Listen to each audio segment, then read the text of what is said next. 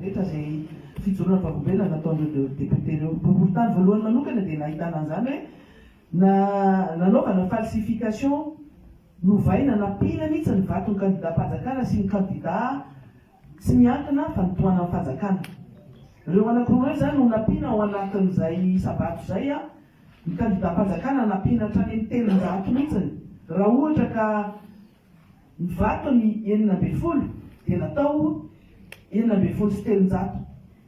Raha 90 ny candidat tsy miankina amin'ny fanjakana dia natao 700 miaraka amin'ny takosiny zany ary nanaovana le PV de confrontation tamin'ny PV tany anivon'ny CENI. Tony ny atao hoe zany hoe PV de confrontation zay ohatr'izao.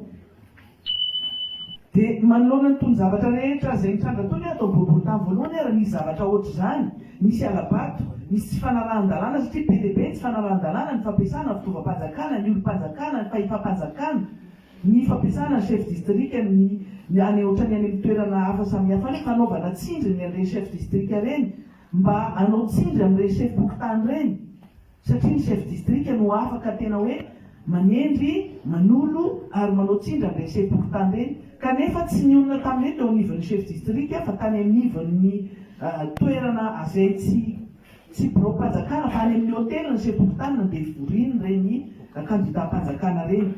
Nahitana vokatra ratsy amin'ny salanisa zay azo n'le izy satria mitomba artificiellement ny vato azo an'ilay candidat-panjakana reny. Zavatra hita ihany koa zany teo anivon'ny boriboritany fahatelo zay natsiravina mihitsy ny fangalanam-bato sy fanaovana falsification. Ny tena tenena ao anatin'izay zany dia hoe ohatra fotsiny amin'ny fangalanam-bato sy fandikan-dalàna daholo zay zavatra fijoroana vakombelona nataon'ireto candidat rehetrarehetra reto.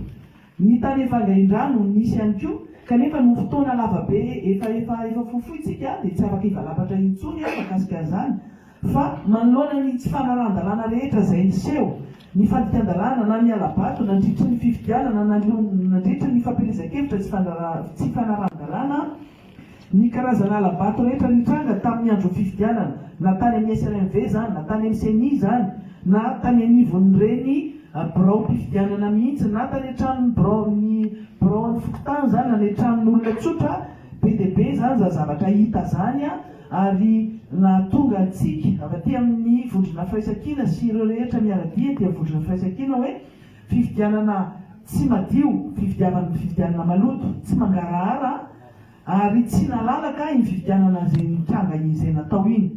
Marina fa misy aminay ireo dia candidat lany vonjimaika teo anivon'ny CENI fa zany akory tsy malany, tsy manala ny maha hoe maloto ny fifidianana iny, ratsy ny fifidianana iny, be loatra ny halatra, be ny fandikan-dalàna, be ny fampiasana ny fahefam-panjakana, be ny fampiasana ny olom-panjakana ary be ny fitobilanana tany amin'ny candidat-panjakana. Zany rehetrarehetra zany sany dia milohanay daholo ary tsy maintsy andraisanay fanapa-kevitra sy tsy maintsy irahany rehetra manoloana an'izany fifidianana zay tsy mahafapony rehetra fa indrindra ireo mpifidy, ireo nandatsabato ary nampijoroana ny komity miaro safidim-bahoaka eto anivon'ny firenena manontolo any amin'ny toerana rehetra zay misy ny candidat tsirairay avy candidat ny vondrona firaisan-kina dia efa tafatsangana somatsara daholo ny KMSB. Io KMSB io tsy hoe andeha-andao araka ny teneniny zareo hoe hanao ny zavatra eritreretan zareo fa raha ohatra kosa terena kosa izahay andeha any amin'ny lalana tsy tokony andehanana dia eo ny mpifidy rehetra miaro ny safidiny. Fa antso ho an'ny HCC zay mandinika ny raharaha amin'izao fotoana zao nataona eto hoe hitsara hampamarinana anaraka ny lalàna ary hijery ireo alabato rehetra izay tsy azo ekena. Miandrezany daholo ny rehetra fa sanatria mivava akory tsy hoe tany amin'ny SRMV na tany amin'ny CENI fa hita fa alabato, efa hita zavatra tsy mety dia mbola ho raisina ihany. Fa miandry ny vahoaka, miandry izahay na candidat na olon-tsotra na tompona andraikitra ao anatin'ny vondrona firaisan-kina manao antso any amin'ny HCC hieno ny feon'ny fieritreretany, hitsara ampamarina ary hijery ireo zavatra rehetra zay fantatra fa tsy mety dia toroky ny arak'izay ihany koa ny valim-pifidianana izay atao. Kanefa manoloana an'izany ihany koa izahay dia manao antso amin'ireo communauté internationale izay iverinay fa manana anjara andraikitra sy anjara biriky tokony hoentiny eto amin'ity firenena ity satria anisan'ny mitondra ny financement na ny fanampiana amin'ny lafiny maro samihafa amin'ity tamin'ny fifidianana solombavam-bahoaka dia manakolazainy ianareo manoloana an'izao zavatra mitranga zao. Je m'adresse personnellement, je m'adresse au nom de la plateforme Frezekin. Vous, la communauté internationale, vous qui avez participé au financement des élections, vous qui avez vu toutes les irrégularités, toutes les anomalies, toutes les fraudes électorales massives dans tout Madagascar, on s'étonne actuellement de votre silence,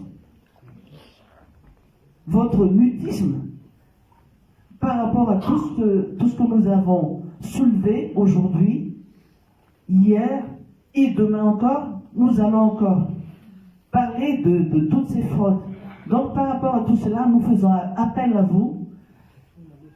C'est vrai qu'il y a le principe de non-ingérence que vous protégez depuis longtemps, et par rapport à ce qui s'est passé à l'ambassadrice de l'Union européenne, peut-être, je dirais, peut-être,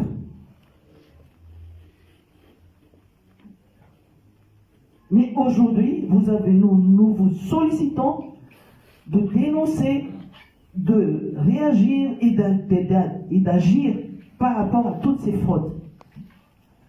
Parce que ce n'est pas normal qu'un pays qui se dit démocratique, dans ce pays qui est Madagascar, en 2024, on assiste à de graves fraudes électorales. Merci.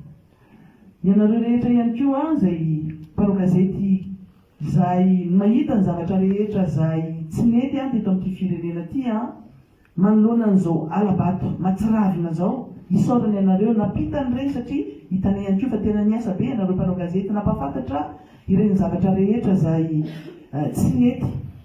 Manana ny anjara andraikitra ihany koa ianareo, manana ny anjara toeranareo ihany koa ianareo mamparana an'izany zavatra rehetrarehetra zany. Firenena iombonany ity 420 taona 420 eto Madagasikara dia mbola alabato matsiravina ohatran'izao ny fifidianana solombavam-bahoaka. Adidy andraikitritsika rehetra ny manarina ny zavatra tsy mety, ny miteny ny zavatra tsy mety eto amin'ity firenena ity, manoloana an'izao zavatra tsy mety izao, ny vahoaka miandrandra fifidianana madio, ny vahoaka miandrandra fifidianana mangarahara, ary manantena fa ny vatona rotsany dia ho an'izay tena kandida olona finidiny safidiny tokoa.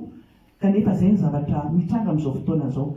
Ka ho an'ny rehetra zany, nisy anefa nanao ny anjara andraikiny namoaka ny valim-pifidianana vonjimaika iny misy ny fanakianana manoloana an'izany zavatra rehetrarehetra zany hoe tsy mety ny fifidianana, tsy mety ny fanomanana ny fifidianana. Kanefa ny valim-pifidianana vonjimaika izay misy amin'izao fotoana izao mbola ahitana zavatra tsy mety ihany koa satria raha atao anatin'ny distrikta vitsivitsy anisan'izany tany voalohany dia misy bureau de vote anankiray mihitsy tsy hita tao anatin'ny valim-pifidianana raha tsy nanao réclamation izahay dia naverina tao anatin'izay. Izany zavatra zany tsy tokony ho hita intsony zany amin'ny anarany mangarahara, dia izay ihany koa no isaorana amintsika rehetra izay tonga eto androany zao conférence de presse satria afaka metraka fanontaniana kely vitsivitsy ianareo rehefa avy eo dia manoloana ny zavatra mitranga manodidina n'ity fifidianana solombavam-bahoaka ity. Manoloana izany indrindra dia tsy afaka mangina izahay kandida rehetra io na lany na tsy lany tamin'ny valim-pifidianana vonjimaika izay navoaka ansainy teo, fa ny hitambarany rehetra kosa na izy na kandida aveza na kandida aveza dia samy milaza daholo fa nisy ny fangalaram-bato, nisy ny alabato, ary be dia be ny tsy falavorariana tamin'izany fikarakarana ny fifidianana zany. nanomboka tamin'ny fampielezan-kevitra na nandritry ny pré-campagne ary dia efa nahita zavatra maro izay tsy mifanaraka ny lalàna fanitsakitsahana amin'ny lalàna izahay. Fa nandritry ny fampielezan-kevitra indrindrandrindra no nahitana zavatra marobe izay niseho amin'izany fanitsakitsahana ny lalàna misy izany. Ny lalàna velona lehibe faratapony dia ny lalàm-pandrenana. Misy ny lalàna mahakasika ny fifidianana sy ny fitsapahan-bahoaka, ary misy ireo andinin-dalàna maro samihafa izay mifehy karazana tompon'andraikitra isan-tsokajiny, manomboka hatrany filoham-pirenena ka hatrany amin'ny chef-pokotany zany. Misy ny fandikan-dalàna manoloana an'izany zavatra zany ireto kandida rehetra izay atao anatin'ny vondrona firaisan-kina manokana no tonga etona miresaka aminareo ary mampafantatra ny zavatra niainany sy ny zavatra nisy. Fa miompampana loatra raha mihoatra ny fifidianana izay niseho tany aloha tany ity tsy fanarahan-dalàna, ny alabato, ny irrégularité maro samihafa, ny fraude électorale massive dia anakonlazaina daholo izy rehetrarehetra izay manoloana anareo eto zany.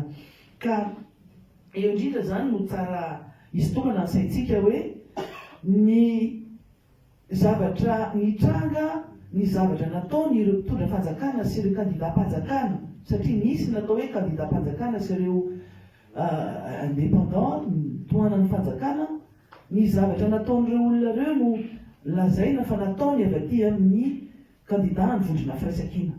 Izahay no lazaina fa nanao ny zavatra tsy nety, hoe nangala-bato hoe namadika an'izao, nanao ny zavatra rehetrarehetra, fa fomba hoana moa no ahafahany avy aty amin'ny vondrona firaisan-kina na avy aty amin'ny fanoherana anao an'izany fangalaram-bato zany.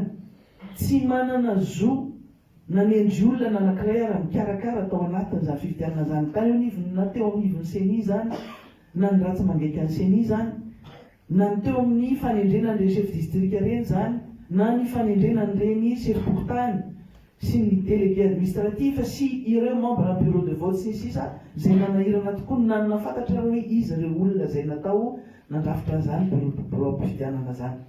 Ka eto zany izahay dia manamelika amin'ny herinay manontolo ny fanasoketana, ny fitenitenena zavatra tsy marina ary ny fifampijoroana vavolombelona mandainga manoloana an'izao raharaham-pirenena manodidina ny raha-pifidianana zao. Be dia be ny porofo izay entinay avy aty amin'ny vondrona firaisan-kina, ny kandida amin'ny vondrona firaisan-kina izay be dia be ihany koa no victime ny fangalaram-bato sy ny fanaovana antso-jay maro isan-tsokajiny izay niseho. Izany zavatra zany dia hita nandritra ny fotoana nanaovana ny fampielezan-kevitra. Ny fotoana nanaovana ny fampielezan-kevitra dia nahitantsika ny fandikan-dalàna voalohany aloha hoe ny filoham-pirenena, filohan'ny repoblika no nandray anjara mavitrika tamin'ny fanaovana fampielezan-kevitra sy fanohanana na fampandaniana mihitsy ny kandida-panjakana tao anaty distrika maromaro. Ianareo mpanao gazety nahita tsara ireny programa nolazaina fa visite présidentielle reny, nandiana ny filoham-pirenena nitsidika distrika ary nanao fampielezan-kevitra mivantana mihitsy nampifidy an'ireny kandida-panjakana reny. Hitantsika izany tany Ikogo, hitantsika izany tany Analalava, ireo namanareo tany Vohemara, tamin'ireo toerana, tany amin'ireo toerana maro samihafa. Misy namana angamba eo afaka mijery ao anatin'ny programantsika iny tsy programantsika moa programa amin'ny filoham-pirenena, hitantsika ao anatiny hoe ireo ny distrika izay nalefa nandehanana le filoham-pirenena dia ianareo mpanao gazety mahafantatra an'izany tsara nefa. Fa ny niainan'ireto kandida reto an'izany zavatra zany no tiana izaraina aminareo aloha, nandritra ny fampielezan-kevitra fotsiny zany aloha dia andray fitenenana ny namana izay niaran'izany antso-jay zany sy nanaova ny filoham-pirenena fampielezan-kevitra izay nitsakitsahan-dalàna faratapo, satria ny filoham-pirenena zany dia filohan'ny malagasy rehetra ary ny lalàna rehetra mahakasika zany filoham-pirenena zany ny resaka neutralité ny administration zany dia lehibe ny exécutif zany président de république zany, kanefa nahitsakitsaka zany lalàna zany dia aleo mena fitenenana reto namana reto.